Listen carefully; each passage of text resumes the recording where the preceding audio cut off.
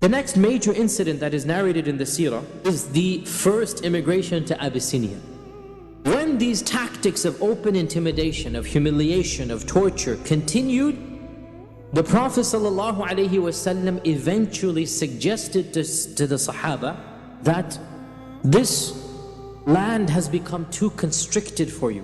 Why don't you emigrate to the neighboring land of Abyssinia? For there is a Christian king there who is a just king, and he shall allow you to worship without interfering in your worship. And this announcement was made in Rajab, in the 5th year of the da'wah. So the 3rd year of the da'wah he goes public. Less than a year and a half later, we will not understand what hardships this would mean to emigrate to a new land. The people there are not of your tribe, and you are 2nd, 3rd class. You don't have any izzah. You can be plundered, raped, looted, anything could happen. Nobody's going to protect you. On top of that, you don't have bank transfers. You're not going to take your wealth and then, wire it to the different land. No. Your property is your property. You can't sell it at market price because you're not telling anybody you're leaving. To make matters worse, they have been told to go to a land where you're not even speaking Arabic. It's a different culture, it's a land in Africa. And therefore, when the Prophet ﷺ gave this command, 15 people immigrated, 11 men and 4 women. Why were all of these from the noblemen of the Quraysh? Because the slaves didn't have the political luxury to emigrate. SubhanAllah, if you think about it, the people who needed to immigrate the most couldn't do so. Salama narrated, first person, it's in Bukhari. Salama said, so we began to live in a good land with good neighbors, and we were safe with regards to our religion and did not fear any persecution. And the Prophet ﷺ said, this is interesting, he is a just king because he does not persecute his subjects and he does not interfere in their religion. Shortly after the immigration to Abyssinia, the Muslims returned back to Mecca. In fact, so much so that it is narrated that they came back within 3 months. Why would they return just after 3 months? What happened that caused them to change their minds after emigrating to Abyssinia and then come back to the very land of persecution, the very land of torture? They returned back because of one rumor. And that rumor was, the Quraysh have accepted Islam. No matter how wild the rumor sounded, their hearts were yearning to go back. And they didn't have the connections that we do with the modern facilities to verify. So they packed their bags and they come back all the way back. And on the way there, they discover that this is in fact not true. What is the basis of this rumor? And it says in this hadith in Sahih Bukhari, that in the month of Ramadan, 2 months after the Muslims have immigrated, the Prophet ﷺ recited Surah An-Najm. And Surah An-Najm is a very powerful surah, very eloquent surah. Came to the very end of the surah, the very last verse in the surah basically says, فَاسْجُدُوا لِلَّهِ وَاعْبُدُوا. That prostrate to Allah subhanahu wa ta'ala and worship Him. And so the momentum built up in the surah, and the excitement built up, and the power of the Quran affected the entire congregation, Muslim and non-Muslim, such that when the Prophet ﷺ said, فَاسْجُدُوا لِلَّهِ وَاعْبُدُوا, the Muslims fell into sajda. And when the Muslims fell into sajda, the Quraysh were so overwhelmed with emotion, they too fell into sajda. Muslim and non-Muslim, for the first time, they all united behind the Prophet Muhammad sallallahu alaihi wasallam. The rumor begins a handspan and it returns back an arm's length. By the time it reached Abyssinia, the rumor had become what? They've all accepted Islam, they've united behind the Prophet Muhammad sallallahu alaihi wasallam. And this rumor, as we said, led to the Muslims to return back from Abyssinia, and when they came back, they discovered that this rumor was false. So the point being that the situation in Mecca remained status quo. It didn't change at all. And the Quraysh continued to persecute the Muslims And so the initial batch that had immigrated from Abyssinia came together and decided, what do we do now? And the bulk of them said, let's go back. But in the meantime, they had stayed in Mecca 2-3 weeks, and the news spread amongst all of the Muslims about how good life was in Abyssinia, at least in terms of physical harm. Yes, it was difficult culturally and language and climate, but not hostile. And so when they heard this, a large percentage of Muslims, we don't know how many Muslims were in Mecca at the time, there were no census, but it is probably correct to say that at least 30-40% of the Muslims of Mecca, if not 50%, decided to immigrate. Now that's a huge number. And so for the second immigration, more than 80 Muslims emigrated. And this time they were headed by Ja'far ibn Abi Talib, the direct, obviously, cousin of the Prophet sallallahu alaihi wasallam. Now, when over 80 people, and Mecca at this time probably had only a few hundred people in it, right? So 80 people in Mecca represents more than 15%, 20% of the people of Mecca. And it's a big embarrassment that your own people are leaving. And this is the Quraysh, the one that is the strongest tribe, the most elite, the most protective, the custodians of the Haram. And now they have 10-15% of their own tribes people emigrate. This is a shame. Now the Quraysh decided, we cannot allow this emigration, we need to stop it. They decided to send 2 people to Abyssinia and appeal directly to the Najashi. Najashi is the title of the person who rules Abyssinia. So they sent 2 delegates, Amr ibn al-As and another person. Scholars have differed who that second person was. So they traveled all the way to Abyssinia. Salama narrated, when we landed in Abyssinia, this is the second hijrah, we were treated very hospitably by the Negus. He granted us security in our religion. He allowed us to worship Allah without persecution or any hindrance. In fact, we did not even hear one ridicule against us by the people. But then the Quraysh heard of our status, that we have izzah. And so they plotted against us, and they decided to send 2 strong men. By strong she meant people who would do their job, not physically strong. That 2 strong men. And they gave them precious gifts. They loaded them with gifts. And the 2 dignitaries, emissaries, arrived in Abyssinia. The first thing that they did was they went to all of the viziers, the ministers of Najashi, and they gave each of them expensive gifts and leather, basically bribed them. And they said to them that we have in your midst a group of renegades and rebels, and we will speak to the Najashi tomorrow about their case, and we want you to hand them back to us and support us in this cause. So basically this is open bribery. When we give the Negus his gifts, remember our gifts to you, because they're going to bribe the Negus tomorrow. And subhanAllah, look at the hatred really of the Quraysh here, that they can't even bear to see the Muslims live in a foreign land. So the next day they approached the Negus and they said, some foolish youth from amongst our nation have emigrated to your country.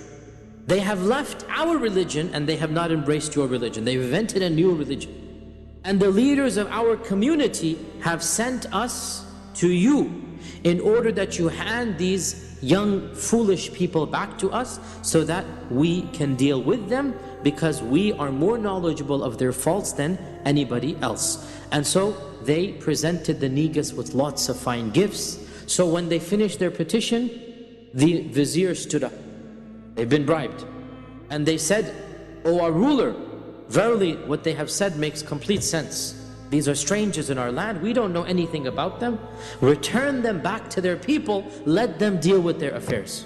Najashi said, no, by Allah, I cannot just hand them back after they have chosen my land. Now remember, when they entered Abyssinia, even though the books don't mention this, but it must have happened, they must have sent a petition to Najashi asking permission to live. So he said, these people have chosen me over all the other lands they could have chosen, and they ask for my protection. The least that I can do is to listen to their side of the story. So the Negus sent a messenger. Najashi sent a messenger to Ja'far ibn Abi Talib.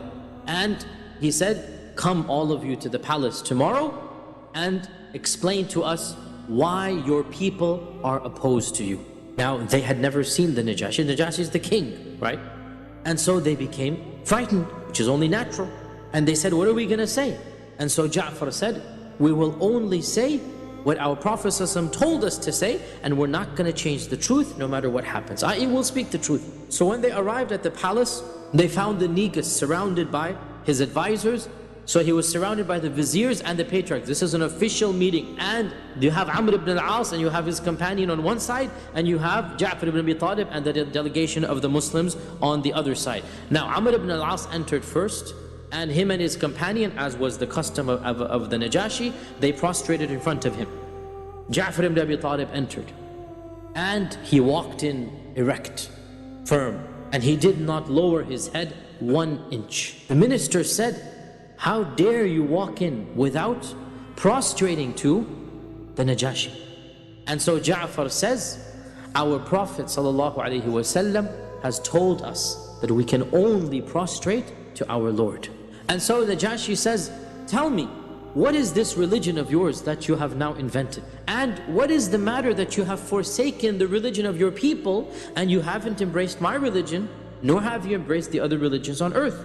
So Ja'far responds, and Your Highness, we used to be a nation steeped in Jahiliyyah, and we would worship idols, and we would eat this dead meat. You know, if an animal dies, we'll eat it. And we used to perform fahisha, and we would break the ties of kinship and treat our neighbors in contempt.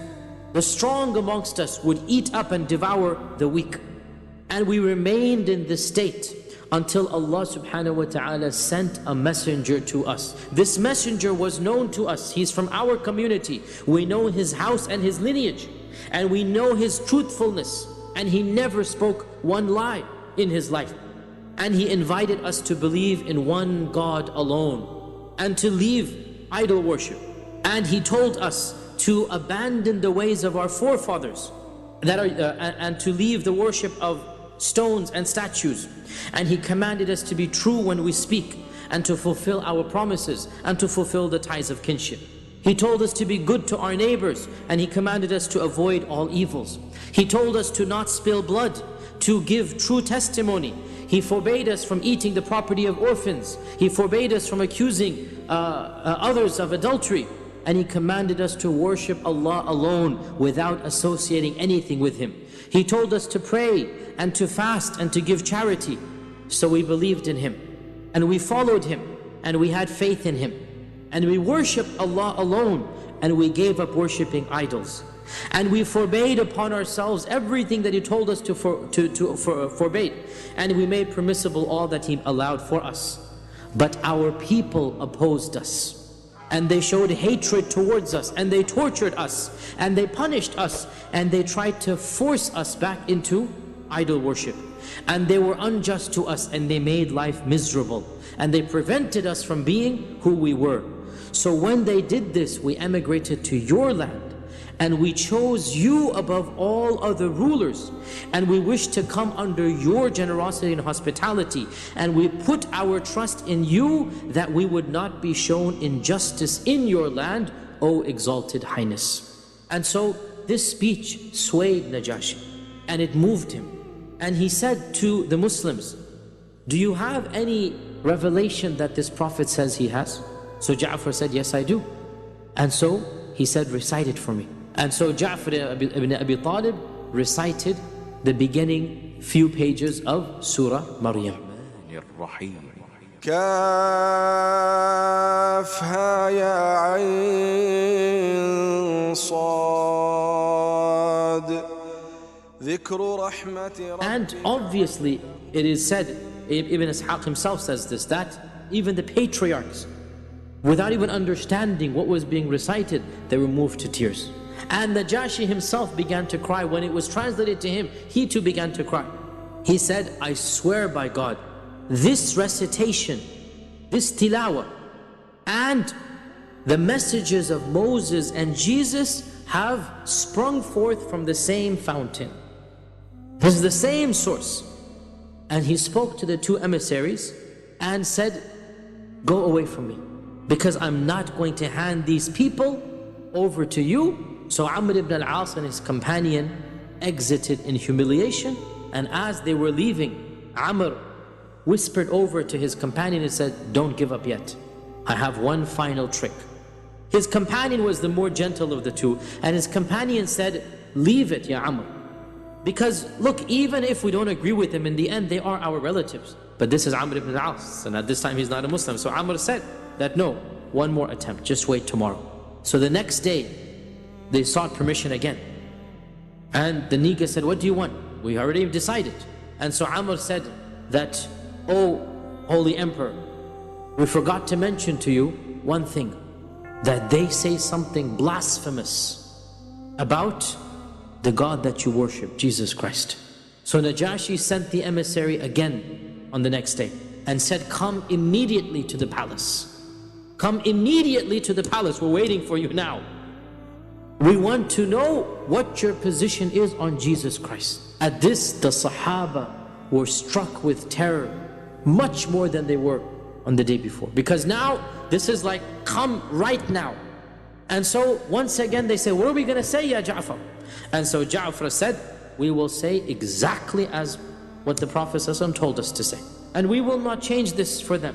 And so they come back to the Najashi, and Najashi is a bit irritated. And he asks them, what is this that I have heard, that you have a blasphemous opinion about Jesus Christ? So Ja'far said, Your Royal Highness, we say exactly what our Prophet said. Now notice he said this phrase multiple times. So the point being, he says, our Prophet told us that Jesus Christ is the Abd and the Rasul and the Abdullah and Rasulullah and Kalimatullah that he gave to Maryam, Al-Batul Al-Adhra, the virgin, the innocent, the chaste Maryam, and that he was a righteous prophet. And so when Ja'far said the truth, now it comes out, and we can read into the lines here, that the Negus was not in fact a believer in the Trinity.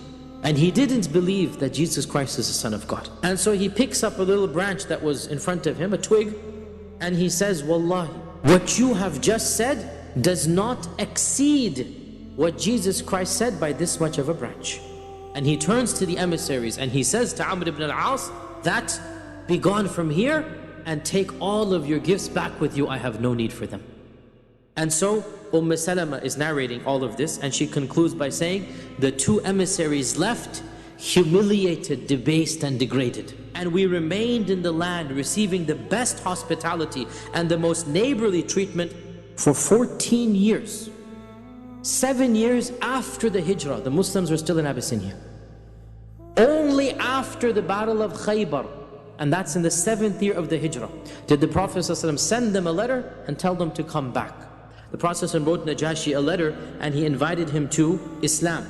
And Najashi wrote back to the Prophet ﷺ saying that, I am a Muslim and I believe in you and I believe in all that you say, and if you command me, Ya Rasulullah, I will come right now to Medina and serve you. Najashi eventually died a number of years later, and the Prophet ﷺ came out one day in Medina and he said, Jibreel has come and informed me that a pious brother of yours has died in a neighboring land. Before anybody could come and tell him, 2 weeks journey, instantaneously, on that very minute, the Prophet ﷺ was informed that Najashi has died. And he commanded the Sahaba to come and pray the one and only prayer that was ever prayed in the life of the Prophet ﷺ, Salat al-Janaza al-Ghaib. The only time ever in the history of Islam that the Prophet ﷺ prayed over somebody without a body being present.